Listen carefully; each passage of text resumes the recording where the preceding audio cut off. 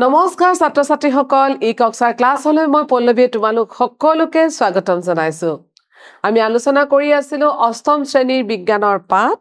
কোষ ইয়াৰ গঠন আৰু কাৰ্য আমি ইতিমধ্যে এই পাঠটোৰ কিছু কথা আলোচনা কৰিলোৱে আহা আমি আজি ইয়াৰ পিছৰ অংশটি আলোচনা কৰো আজি আমি আলোচনা কৰিবলৈ লৈছো কোষ পৰক বা সাইটোপ্লাজম কোষ পৰক বা সাইটোপ্লাজম কি আমি আলোচনা কৰো এই কোষাবৰণ আৰু কোষ কেন্দ্ৰৰ মাজত থকা জেলি দৰে দ্ৰৱ কোষৰ আন বহু উপাদান বা কোষাংগ কোষ পৰখত পোৱা যায় আৰু সেইবোৰ হল মাইটোকন্ড্ৰিয়া গলগি বডি ৰাইজোবিয়াম ইত্যাদি গতিকে সাইটোপ্লাজম বা কোষ পৰখ কাক কয় এই কোষাবৰণ আৰু কোষ কেন্দ্ৰৰ মাজত জেলি দৰে থকা দ্ৰৱ অৰ্থাৎ কোষটোৰ কোষাবৰণ আৰু কোষ কেন্দ্ৰটোৰ মাজত থকা এইখিনি জেলি দৰে দ্ৰৱখিনি কি বুলি কোৱা হয় সাইটোপ্লাজম বুলি কোৱা হয় কোষৰ আন উপাদান বা কোষাংগসমূহ কিন্তু এই কোষ পৰখতে পোৱা যায় আৰু এইবোৰ কি হয় মাইটোকন্ড্ৰিয়া থাকে গলগি বডি থাকে ৰাইবোজম থাকে ইত্যাদি থাকে তৃতীয়টো হৈছে কোষ কেন্দ্ৰ বা নিউক্লিয়াছ কোষ কেন্দ্ৰ নিউক্লিয়াছ গোলাকাৰ আৰু কোষৰ কেন্দ্ৰত অৱস্থিত ই কোষৰ কাৰ্যকলাপ নিয়ন্ত্ৰণৰ কেন্দ্ৰ হিচাপে কাম কৰে এখন আৱৰণে কোষ কেন্দ্ৰ কোষ পৰখৰ পৰা পৃথক কৰি থয় আৰু এই আৱৰণখনক কি হয় কোষ কেন্দ্ৰীয় আৱৰণ বুলি কোৱা হয় নিউক্লিয়াৰ মেমব্ৰেন তাৰমানে কেন্দ্ৰাৱৰণ কোষ কেন্দ্ৰটোক যেটো নিউক্লিয়াছটো থাকে নিউক্লিয়াছটোক আকৌ এখন আৱৰণেৰে পৃথক কৰি থয় আৰু সেইখনক কোৱা হয় কোষ কেন্দ্ৰীয় আৱৰণ আশা কৰো তোমালোকে বুজি পাইছা নিউক্লিয়াৰ মেমব্ৰেনৰ ছিদ্ৰযুক্ত আৰু ই সাইটোপ্লাজম আৰু নিউক্লিয়াছৰ ভিতৰৰ মাজৰ পদাৰ্থৰ গতিবিধি অনুমতি দিয়ে এতিয়া এই যে মেমব্ৰেনখন যে আছে নিউক্লিয়াৰ মেমব্ৰেন বুলি আমি যিখন কলো এইখন আকৌ ছিদ্ৰযুক্ত আৰু সাইটোপ্লাজম আৰু নিউক্লিয়াছ ইয়াৰ দুৰে মাজৰ পৰা পদাৰ্থৰ আদান প্ৰদান কৰিব পৰাকেও অনুমতি দিয়ে নিউক্লিয়াছ নামৰ এটা সৰু গোলাকাৰ বস্তুৰ উপস্থিতিও থাকে ইয়াতে আমি চাব পাৰিম এটো হল নিউক্লিয়াছটো আৰু নিউক্লিয়াছৰ ভিতৰত আমি কি দেখিছো অতি কোষ কেন্দ্ৰ আৰু ক্ৰমোজম এটো কোষ কেন্দ্ৰীয় আৱৰণখন আছে এইখন হল কোষ কেন্দ্ৰীয় আৱৰণ নিউক্লিয়াছত ক্ৰমোজম নামৰ খুঁটাৰ গঠন থাকে ক্ৰমোজম ডিএনএ আৰু প্ৰটিনেৰে গঠিত ডিএনএ কাৰ্যকৰী খণ্ডবোৰক জিন বুলি কোৱা হয় এটো আমি জানিব লগা কথা যে নিউক্লিয়াছৰ ভিতৰত এনেকুৱা খুঁটা সদৃশ কিছু অংশ থাকে আৰু এইবোৰক কি বুলি কোৱা হয় ক্ৰমোজম বুলি কোৱা হয় ক্ৰমোজমটো আকৌ কিহেৰে গঠিত প্ৰটিন ক্ৰমোজমটো ডিএনএ আৰু প্ৰটিনেৰে গঠিত আৰু যেটো ডিএনএ থাকে ডিএনএৰ এই কাৰ্যকৰী খণ্ডবোৰক আকৌ কি বুলি কোৱা হয় জিন বুলি কোৱা হয় আমি চাও আহা তেনেহলে ক্ৰমোজমৰ কামটো কি নহয় জানো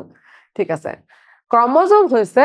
ক্ৰমোজমে জিন কঢ়িয়াই লৈ ফুৰে আৰু পিতৃ মাতৃৰ পৰা সন্তানলৈ চৰিত্ৰৰ উত্তৰাধিকাৰ বা স্থানান্তৰত সহায় কৰে এইটো কথা কিন্তু তোমালোকে জানিব লগা কথা তোমালোকে কেতিয়াবা মন কৰিছানে যে আমি আম গছ এজোপাৰ পৰা আমি আমৰ পুলি এটাই পাওঁ বা কঁঠাল গছৰ পৰা কঁঠালৰ পুলি এটাই হয় বা আমি যদি জলকীয়া যদি আমি গুটিবোৰ খিচি দিও তেনেহলে তাৰ পৰা জলকীয়াই হয় জলকীয়াৰ খলনি অন্য পুলিওটো হ'ব পাৰিলে হয় ঠিক একে ধৰণে ছাগলী কুকুৰ গৰু এনেকুৱা ধৰণৰ জীৱ-জন্তুবোৰে যেতিয়া পোৱালি দিয়ে ছাগলীৰ পৰা সদায় ছাগলী হয় কুকুৰৰ পৰা সদায় কুকুৰেই হয় নহয় জানো এইটো কিহৰ কাৰণে হয় এইটো সম্ভৱ হয় আমাৰ কোষত থকা ক্ৰমোজমবোৰৰ কাৰণে মনত ৰাখিবা এই ক্ৰমোজমবোৰে কি কৰে আমাৰ পিতৃ-মাতৃৰ পৰা কিছু গুণ সতি সন্ততিলৈ কঢ়িয়াই লৈ যায় ক্ৰমোজমত থকা ডিএনএ আৰু জিনবোৰে কি কৰে গুণবোৰ লৈ যায় ঠিক একে ধৰণে যদি আমি মানুহৰ ক্ষেত্ৰতো চাও আমি দেখা পাওঁ যে কেতিয়াবা বাপেকৰ দৰে খাইলাখ পুতেক হয় মাকৰ দৰে খাইলাখ জীয়েক হয় বা মাকৰ দৰে খাইলাখ পুতেক দেখিবলৈ হয় বা বাপেকৰ দৰে দেখিবলৈ জীয়েক হয় কেতিয়াবা বাপেকৰ দৰে ওখ হয় বা মাকৰ দৰে চাপৰ হয় মাকৰ দৰে বগা হয় বা কেতিয়াবা বাপেকৰ দৰে ক'লা হয় এনেকুৱা হয় নে নাই এই গুণবোৰ এই চাৰিত্ৰিক বৈশিষ্ট্যবোৰ বা দেখাৰ যিবোৰ গুণবোৰ এইবোৰ এই জিন বা ক্ৰমোজম এইবোৰে কি কৰে পিতৃ-মাতৃৰ দেহৰ পৰা উত্তৰ পুৰুষলৈকে লৈ যায় কঢ়িয়াই আৰু এইটো এটা ডাঙৰ বৈশিষ্ট্য গতিকে আমাৰ দেহত আমি উত্তৰ পুৰুষৰ পৰা যিবোৰ পাইছো গুণবোৰ যিবোৰ পাইছো বা যিবোৰ লক্ষণ আমি পাইছো এই সকলোবোৰ কিহৰ কাৰণে হয় আমাৰ কোষত থকা জিনবোৰৰ কাৰণে আহে কথাখিনি মনত ৰাখিবা প্ৰকোষ কেন্দ্ৰীয় কোষ আৰু সংকোষ কেন্দ্ৰীয় কোষ কি হয় যি কোষৰ কোষ কেন্দ্ৰীয় দ্ৰৱসমূহ আৱৰণ নোহোৱাকে থাকে সেইবোৰক প্ৰকোষ কেন্দ্ৰীয় বা প্ৰকেৰিয়টিক সেল বুলি কোৱা হয় এইটো কি কৈছে এই কোষৰ কোষ কেন্দ্ৰীয় দ্ৰৱবোৰত কি থাকে কোনো ধৰণৰ আৱৰণ নাথাকে আৰু তেনেকুৱা বিলাকক কি বুলি কোৱা হয় প্ৰকোষ কেন্দ্ৰীয় কোষ বা প্ৰকেৰিয়টিক সেল এনে ধৰণৰ জীৱক প্ৰকেৰিয়টছ বুলিও কোৱা হয় যেনেকে বেক্টেৰিয়া নীল সেউজ খিলা ইহঁতৰ কি হয় কোষ কেন্দ্ৰীয় আৱৰণ মানে কেন্দ্ৰীয় আৱৰণখন নাথাকে কোষ কেন্দ্ৰীয় আৱৰণ দ্ৰৱসমূহৰ মাজত কোনো ধৰণৰ আৱৰণ নাথাকে ঠিক একেধৰণে পিয়াজ আৰু গালৰ ভিতৰৰ কোষবোৰত কোষ কেন্দ্ৰৰ আৱৰণৰ সৈতে সুসংগঠিত হৈ থাকে আৰু এই কোষবোৰক কি বুলি কোৱা হয় এইটো সংকোষ কেন্দ্ৰীয় কোষ বা ইউক্যাৰিঅটিক সেল বুলি কোৱা হয় ইউক্যাৰিঅটিক সেল কোনবিলাক বেক্টেৰিয়া আৰু নীল খেলাৰ বাহিৰে আন সকলো জীৱই ইউক্যাৰিঅটছ তাৰমানে বাকিবোৰ জীৱৰ কি হয় এই কোষ কেন্দ্ৰীয় আৱৰণখন থাকে এইটো অকমান মন কৰিবা তাৰপিছত আহিলো আমি ৰংথানি মানে যাক আমি ইংলিছত ভেকুৱল বুলি কওঁ ভেকুৱল ফুড ভেকুৱলটো কি হয় কঠিন বা তৰল পদাৰ্থৰ বাবে সংৰক্ষিত মোনা অৰ্থাৎ কঠিন বা তৰল পদাৰ্থ কোষত ৰাখিব পৰাকে সংৰক্ষণৰ কাৰণে এটা মোনা থাকে আৰু মোনাটোক কি বুলি কোৱা হয় ভেকুৱল বুলি কোৱা হয় প্ৰাণী কোষত ভেকুৱলৰ আকাৰ সৰু হোৱাৰ বিপৰীতে উদ্ভিদ কোষত কিন্তু ভেকুৱলটো ডাঙৰ হয় প্ৰাণী কোষত সাধাৰণতে এটাতকৈ বেছি থাকে ভেকুৱল আৰু আকাৰত কি হয় সৰু হয় কিন্তু উদ্ভিদ কোষত এটাই ডাঙৰকে ভেকুৱল থকা দেখা যায় অৰ্থাৎ ৰগথানি বুলি যাক আমি কওঁ এয়া ৰগধানী ইয়াতে দেখুওৱা হৈছে এইবোৰ ৰগধানী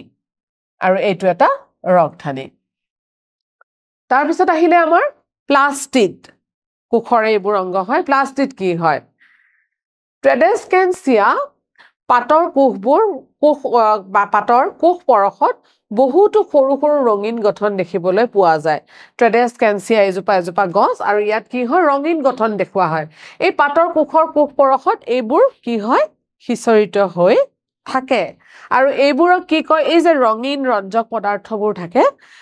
উদ্ভিদৰ দেহত বিশেষকৈ দেখা যায় এই ৰঞ্জক পদাৰ্থবোৰকে কি বুলি কোৱা হয় প্লাস্টিড বুলি কোৱা হয় প্লাস্টিড আৰু ইহঁতৰ ৰং বেলেগ বেলেগ হয় আমি দেখো যে পাতৰ কিছুমান উদ্ভিদৰ পাতৰ ৰং বেলেগ বেলেগ হয় নহয় জানো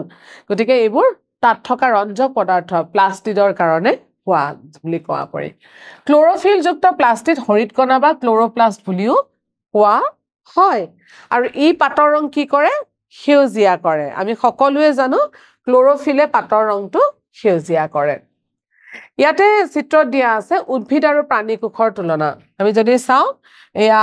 প্ৰাণী কোষৰ কোষ কেন্দ্ৰ এইটো উদ্ভিদ কোষৰ কোষ কেন্দ্ৰ সাইটোপ্লাজম প্ৰাণীটো আছে উদ্ভিদটো আছে ৰগধানী কথা কৈছিল যে আমি প্ৰাণী কোষত সৰু সৰু কেইবাটাও পোৱা যায় কিন্তু উদ্ভিদ কোষত কি হয় এটা ডাঙৰকৈ ৰগধানী থাকে কোষাবৰণ উদ্ভিদ কোষতো আছে প্ৰাণী কোষতো আছে কিন্তু উদ্ভিদ কোষ আৰু প্ৰাণী কোষৰ মাজত কি ডিফাৰেন্স থাকে যে উদ্ভিদ কোষত কোষাবৰণ থাকে কিন্তু প্ৰাণী কোষত কি থাকে প্ৰাণী কোষত কিন্তু কোষ বেৰ থাকে আৰু ইয়াতে ক্লোৰোপ্লাষ্ট থাকে বা প্লাস্টিড যিবিলাক আমাৰ আছে সেইবোৰ আমাৰ ইয়াতে উদ্ভিদ কোষত উপস্থিতিটো দেখা যায় প্ৰাণী কোষত কিন্তু দেখা পোৱা নাযায়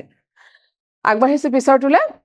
ইয়াতে দিছে উদ্ভিদ কোষ আৰু প্ৰাণী কোষৰ তুলনা কোষাবৰণ উদ্ভিদ কোষতো আছে প্ৰাণী কোষতো আছে কোষ বেৰ উদ্ভিদ কোষত আছে প্ৰাণী কোষত নাই কোষ কেন্দ্ৰ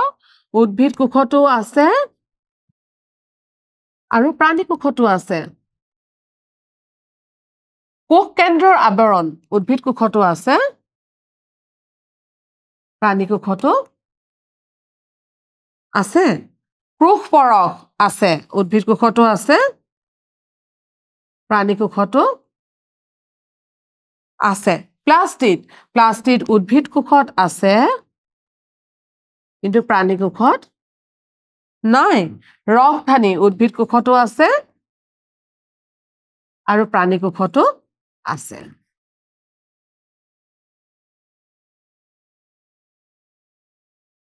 প্ৰাণী কোষতো আছে গতিকে আশা কৰোঁ তোমালোকে সুন্দৰকৈ বুজি পাইছা নহয় জানো ঠিক আছে বাৰু প্ৰিয় ছাত্ৰ-ছাত্ৰীসকল আমাৰ আজিৰ পাঠটো ইমানখিনিয়ে আছিলে মই আশা কৰিম আজি আমি যিমানবোৰ কথা আলোচনা কৰিলোঁ তোমালোকে সুন্দৰকৈ বুজি পাইছা এতিয়া আমি আহিছোঁ মূল্যায়নলৈ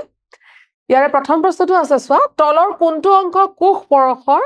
অংশ নহয় কোষ পৰশৰ অংশ মাইটকন্ড্ৰিয়া হয় গলগি বডি হয় ৰাইবোজম হয় কিন্তু কোষ পৰশৰ অংশ ক্ৰমোজম নহয় কাৰণ ক্ৰমোজমটো নিউক্লিয়াছৰ ভিতৰত পোৱা যায় গতিকে এনসাৰটো হ'ব ক্ৰমোজম দ্বিতীয় প্ৰশ্নটোলৈ গৈছো পাতৰ ৰং সেউজীয়া কৰে তোমালোকে ক'ব পাৰিবানে সকলোৱে ক'ব পাৰিবা হৰিত কণা বা ক্লোৰোফিল হৰিত কণাই পাতৰ ৰং সেউজীয়া কৰে আৰু শেষৰটো ক্ৰমোজমে জিন কঢ়িয়াই লৈ ফুৰে আৰু পিতৃ মাতৃৰ পৰা সন্তানলৈ চৰিত্ৰৰ উত্তৰাধিকাৰ বা স্থানান্তৰিত কৰিব পাৰে কথাষাৰ শুদ্ধ গতিকে প্ৰিয় ছাত্ৰ-ছাত্ৰীসকল আমাৰ আজিৰ পাঠটো ইমানখিনিয়ে আছিলে আশা কৰোঁ আমাৰ আজি ভিডিঅ'টো যিমানবোৰ কথা আলোচনা কৰিছোঁ তোমালোকে সুন্দৰকৈ বুজি পাইছা তথাপিও মই অনুৰোধ জনাম যে তোমালোকে কিতাপখন উলিয়াই আকৌ এবাৰ পঢ়িবা আৰু দৰকাৰী কথাবোৰ টুকি ৰাখিবা আমি আজিলৈ ইমানতেই সামৰিছোঁ ধন্যবাদ